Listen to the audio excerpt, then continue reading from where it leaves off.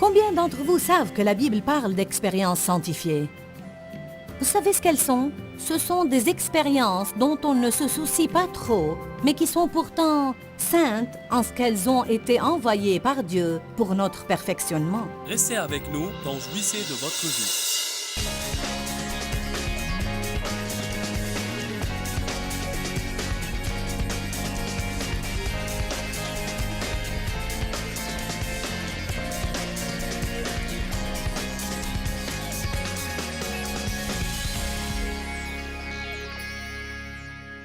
Eh bien, ce week-end, j'ai choisi pour vous comme sujet ce que je vais appeler brisé et guéri. Répétez après moi, brisé et guéri. Père, comme nous abordons ta parole, nous le faisons avec une crainte révérencieuse. Tu as promis que si j'ouvre ma bouche, tu la rempliras. Je veux que les paroles qui sortent de ma bouche soient des paroles pénétrantes qui entrent jusqu'au cœur des auditeurs et réalisent de profonds changements dans leur vie. Je prie que toute personne ici soit respectueuse de la parole et que tout cœur soit ouvert pour recevoir ce que tu as à dire. Et je sais que ta parole est ointe et qu'elle rompt les liens de la servitude dans nos vies. Ainsi, je te fais confiance pour que les vies soient changées quand la parole est prêchée au nom de Jésus. Amen. Bon, le psaume 51, versets 16 et 17. Sauf que je suis dans Ésaïe et ça ne va pas m'aider.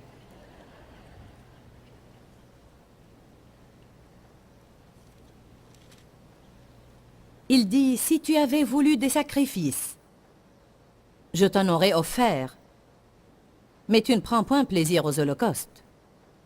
Mon sacrifice, la Bible amplifiée dit, le sacrifice qui est agréable à Dieu. Si on va offrir à Dieu quelque chose, autant ne pas lui donner quelque chose qu'il ne veut pas. Le sacrifice qui est agréable à Dieu, c'est un esprit brisé et contrit. Un esprit brisé et contrit, brisé dans l'affliction sur le péché, et humblement et complètement pénitent. Ô Dieu, tu ne dédaignes pas. Un cœur brisé et contrit. Tout d'abord, je veux anticiper l'enseignement de ce week-end en disant que ce que je vais en fait prêcher ce week-end doit être compris et reçu. Tout ce qui est compris n'est pas nécessairement reçu. Ça doit être compris et reçu ou nous resterons bébés spirituels toute nos vies. C'est formidable que vous soyez sauvés. Si vous n'êtes pas sauvés, je prie que vous preniez soin de cela et de nous laisser prier avec vous. Mais c'est formidable si vous êtes sauvés, c'est merveilleux. Ce sont de bonnes nouvelles pour vous parce que vous n'allez pas finir en enfer. Mais vous pouvez être sauvés et n'être utiles au royaume de Dieu en rien. Vous pouvez être sauvés et ne jamais faire du bien aux autres. Nous sommes censés être nés de nouveau et puis grandir. Que tout le monde dise grandir. On n'est pas censé rester des bébés spirituels toute notre vie. On est supposé devenir adultes. La Bible dit que nous devons être comme les petits-enfants dans notre approche à Dieu, mais pas enfantins. Il y a une différence. Tout le monde aime les bébés. Pour tout bébé spirituel dans la salle, Dieu vous aime. Mais l'héritage n'est jamais donné au bébé spirituel. Vous pouvez l'avoir en réserve, pour vous quelque part à la Banque Céleste, mis de côté pour vous avec votre nom dessus. Mais vous ne le dépenserez jamais. Vous entendrez parler de la terre promise, mais vous passerez toute votre vie à errer dans le désert. On doit tous grandir spirituellement. Ce serait merveilleux si on pouvait prier une prière et grandir. Et si nous pouvions nous tenir dans une file pour la prière, pour qu'on nous impose les mains et que nous puissions grandir. Mais ça ne se produit pas si facilement ou si rapidement. La maturité spirituelle exige une grande et profonde œuvre de Dieu en nos vies. Il y en a beaucoup qui, parce qu'ils ne le comprennent pas, résistent cette œuvre toute leur vie. Ils passent leur vie à résister le Seigneur. Souvent, nous ne savons pas que nous résistons à Dieu. Mais ce que nous faisons fréquemment, c'est combattre l'instrument que Dieu envoie. Ou bien l'expérience sanctifiée que Dieu envoie. Combien d'entre vous savent que la Bible parle d'expériences sanctifiées?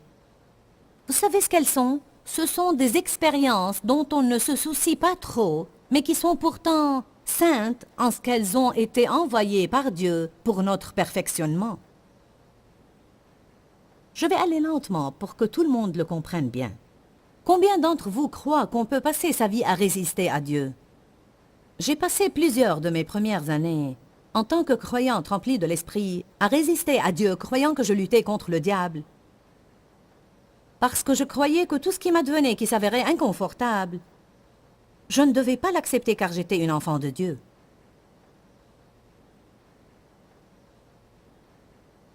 Tout le monde aime les bébés, mais l'héritage ne leur est pas légué. Ils sont mignons. Mais on ne peut pas leur confier la puissance ou d'autres ressources. Les bébés spirituels en font selon leurs désirs. Ils ne font rien qu'ils n'ont pas envie de faire. Si leurs sentiments ne les encouragent pas, alors c'est terminé. La maturité spirituelle exige que nous vivions à part nos sentiments. On a des émotions, mais on doit les contrôler. On ne peut pas leur permettre de nous contrôler. La maturité spirituelle exige qu'on ne fasse pas tout ce qui nous passe par la tête juste parce que ça nous est venu à l'esprit. Et cela nécessite la compréhension préalable que toutes nos pensées ne sont pas celles de Dieu. Et notre intelligence doit être renouvelée. Et un bébé spirituel en fait à sa tête. Il dit toujours « Eh bien, je veux. Oui, je veux. » Faites que cette volonté soit docile à Dieu, qu'elle devienne vraiment soumise, souple et modelable. Allez maintenant. Qui parmi vous a un enfant qui n'est pas très commode? Bon, devinez quoi? Dieu en a beaucoup également. Et vous savez comme ça peut être décevant. Et je crois bien que Dieu soit Dieu, et je ne sais pas, peut-être qu'il n'éprouve jamais rien de tout ceci, mais on en parle d'une manière qu'on peut concevoir. Je suis sûre que notre comportement déçoit Dieu parfois. Pourquoi est-ce que ça nous contrarie tellement en tant que parents quand nos enfants ne nous écoutent pas? Parce qu'on a déjà l'expérience de ce dont ils veulent faire l'expérience. Et on essaye de leur éviter l'essai et d'avoir à éprouver la douleur et la déception que nous avons eues nous-mêmes. Mais ah non, ils n'écoutent pas. Ils doivent apprendre. Comment? À leurs dépens. Qui comprend ce que j'ai dit? Retournons maintenant à notre verset. Psaume 51, 16. Si tu avais voulu des sacrifices, je t'en aurais offert, mais tu ne prends point plaisir aux holocaustes. Bon, vous savez que ce que les gens faisaient alors, ils le font encore aujourd'hui. Bien qu'on soit des chrétiens du Nouveau Testament, certains vivent encore sous la loi. On n'est pas obligé, mais on le fait.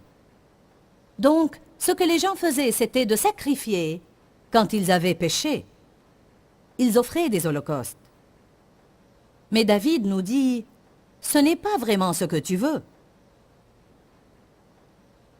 Ce n'est pas vraiment ce que tu veux. Ce que tu veux vraiment, c'est un cœur rompu et contrit. Ce que tu veux vraiment, c'est un homme au cœur brisé. Quand on pense à un homme au cœur brisé, on pense à quelqu'un qui a été maltraité. Mais il y a différents genres de cœurs brisés. Et Dieu ne veut pas qu'on brutalise et maltraite qui que ce soit. La Bible dit qu'il vient pour guérir ceux qui ont le cœur brisé, pour panser nos blessures et soigner nos plaies, pour nous donner une huile de joie au lieu du deuil. Et ça, c'est une des manières de voir l'homme au cœur brisé. J'étais moi-même une personne brisée, mais j'étais en fait du genre qui était vraiment brisé dans sa personnalité.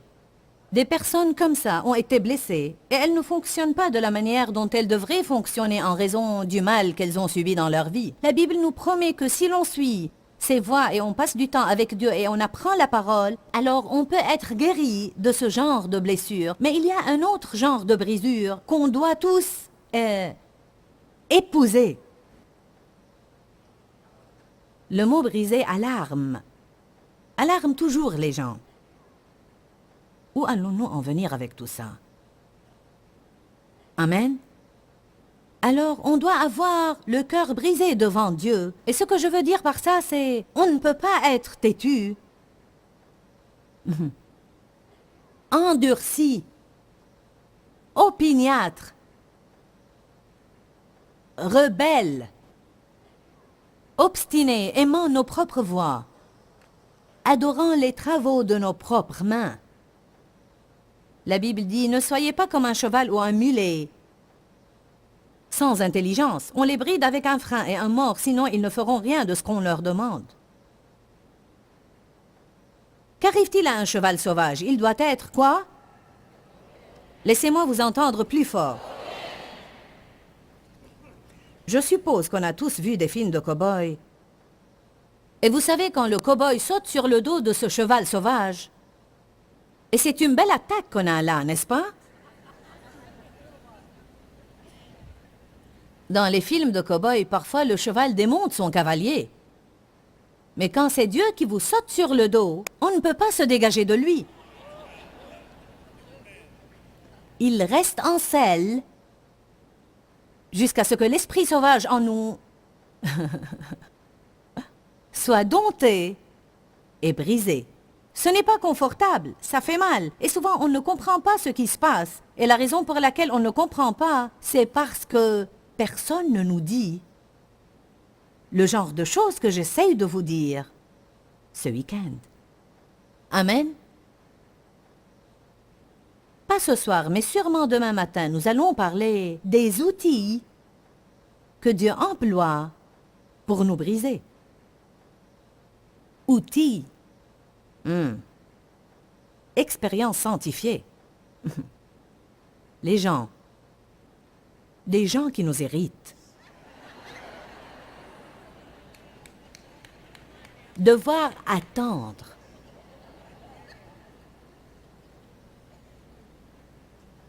Telles sont les choses qu'on combat tout le temps. On est toujours en train de lutter contre quelque chose dans nos vies. Je ne veux pas de cette personne dans ma vie. Je ne veux pas de cette situation-là. On se rend la vie dure parce qu'on est là à lutter, lutter, lutter, combattre, combattre, combattre. Je crois que certains vont arrêter de lutter ce week-end.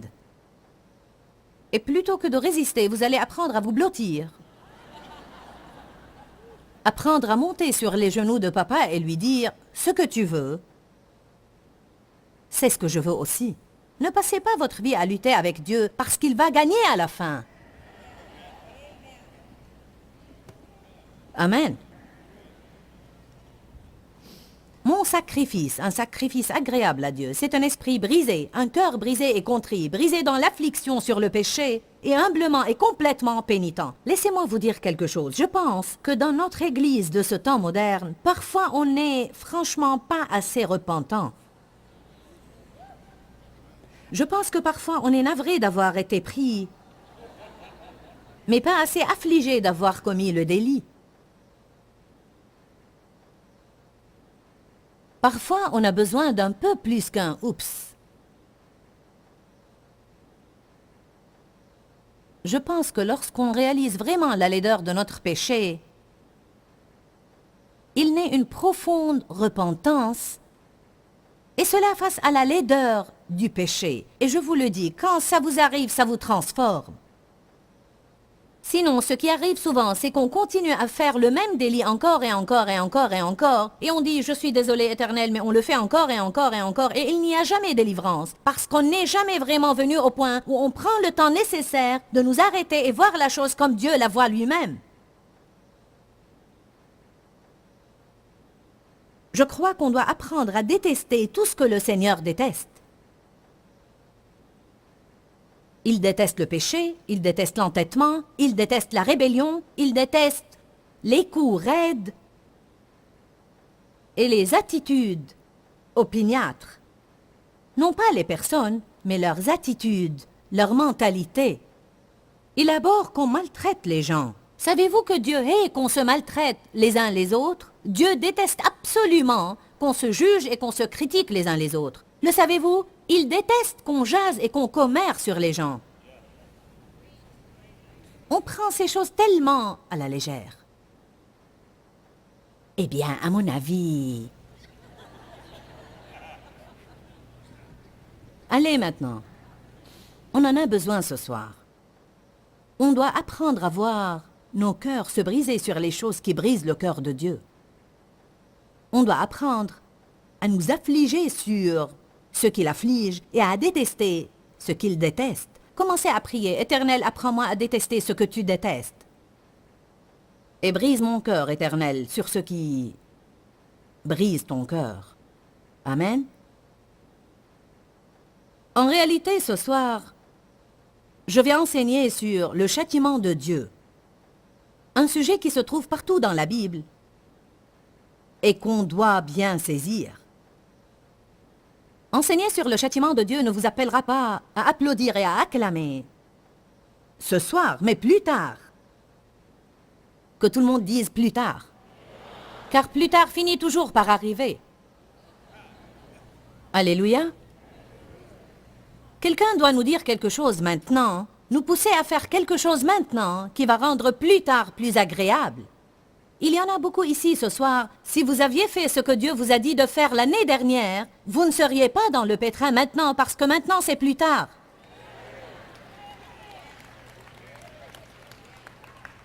Alors, si Dieu peut m'utiliser pour vous aider à commencer à faire maintenant ce qu'il faut faire, bien que peut-être vous ne le voulez pas, ça ne vous plaît pas du tout, ça ne vous enchante pas, ça peut faire mal, ça peut paraître injuste, mais au fond de vous-même, vous savez très bien ce que Dieu vous montre, et j'espère que je pourrai être utilisé par Dieu pour vous pousser par-dessus ce bord. Ainsi, cette fois, l'année prochaine, quand il sera plus tard, vous direz « Dieu soit loué, je suis heureux d'avoir tenu compte de ce message ».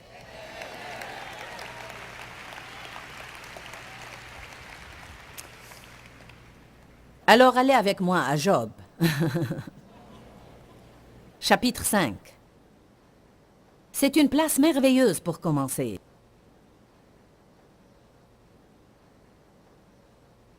Maintenant, vous allez devoir être de bons étudiants de la Bible ici ce soir parce qu'on va, on pourrait bien citer 6 paroles sur le châtiment.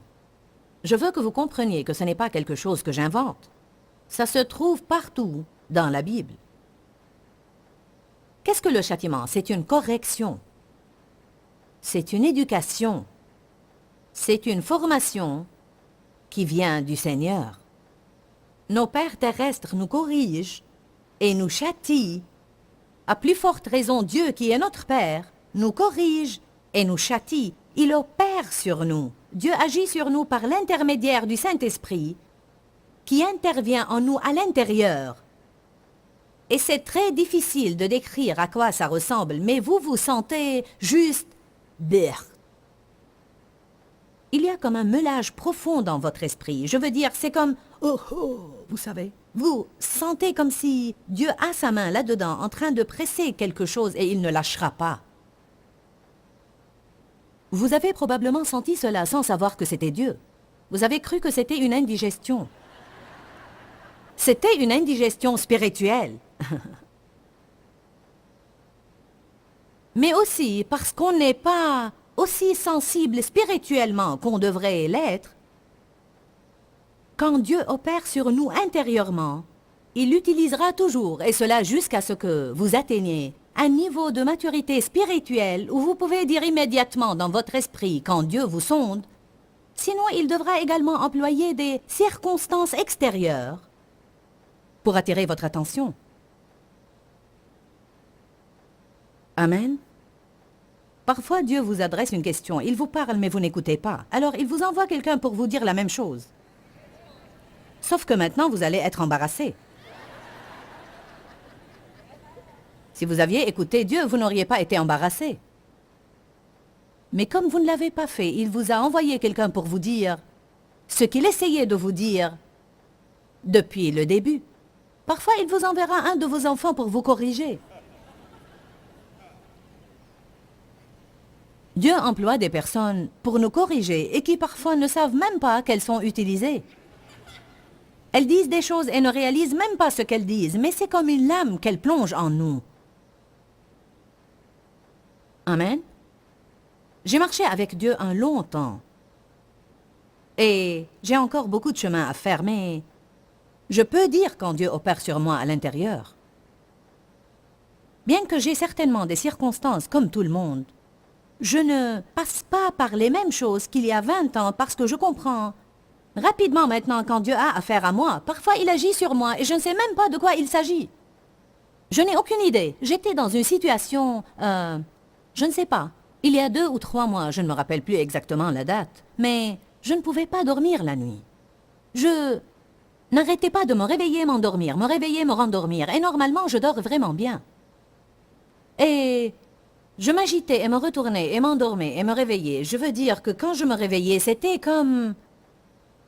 J'allais à la salle de bain, je priais et puis j'allais me coucher de nouveau. En conclusion, vers 5 heures du matin, j'aurais vraiment souhaité l'avoir demandé beaucoup plus tôt. Mais en conclusion, vers 5 heures du matin, j'ai dit « Éternel, mais qu'est-ce qui ne va pas ?»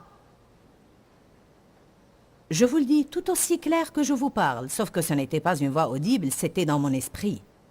Presque comme une... Ce n'était pas une vision, mais j'ai vu quelque chose dans mon esprit. J'ai vu une situation qui s'était produite ce jour même, où j'avais été impatiente avec quelqu'un. Juste impatiente. Pas grand-chose. Vous savez, pas grand-chose. J'ai immédiatement su que Dieu n'a pas aimé la manière dont j'avais traité cette personne. Savez-vous ce que le Seigneur m'a dit?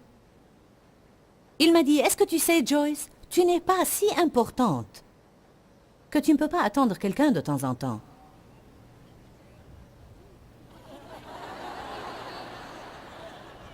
Je peux être franche avec vous, parfois quand vous êtes le patron, et vous avez beaucoup d'autorité, je veux dire, soyons francs. Parfois, il vous arrive de penser, je n'ai pas à supporter cela. Alors, Dieu est en train de m'utiliser, mais si je ne maintiens pas la bonne attitude, rappelez-vous toujours, ce qui monte peut descendre. Et désolé de le dire, ça descend d'habitude beaucoup plus vite que c'est monté. Et je veux cela de Dieu. En fait, je le lui demande. Parce que franchement, on est une telle boule de chair qu'on peut avoir de mauvaises attitudes et maltraiter les gens et on ne réalise pas totalement ce qu'on est en train de faire, car on marche selon la chair. On a un emploi de temps serré. Vous savez, on fait tout ce travail, qui en grande partie travaille pour Dieu. On n'agit pas comme lui, on travaille pour lui. Hors de mon chemin, tout le monde, j'ai du ministère à faire ici. Allez.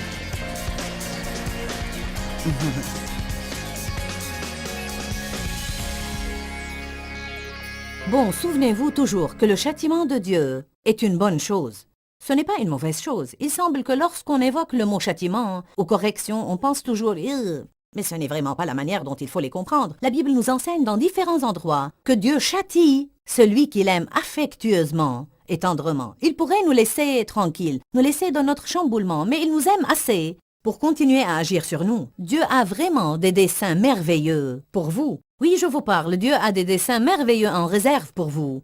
De grandes choses qu'il veut faire dans votre vie, mais il y a une préparation qui doit avoir lieu dans chacun de nous avant que Dieu ne puisse faire entièrement ce qu'il veut faire dans nos vies. Alors je vous encourage à vous calmer et laisser le Seigneur faire tout ce qu'il veut. Ne le fuyez pas, ne lui résistez pas, juste laissez-le prendre le volant et vous ne serez jamais désolé ou déçu. Pourquoi Seigneur, pourquoi? Dans ce livret, Joyce Meyer nous enseigne à travers la parole comment être délivré de la confusion. Pour obtenir ce livret gratuitement, écrivez-nous à Joyce Meyer, boîte postale 40095-6300 Larnaca, Chypre. Ou bien visitez notre site web www.joycemeyer.org/fr.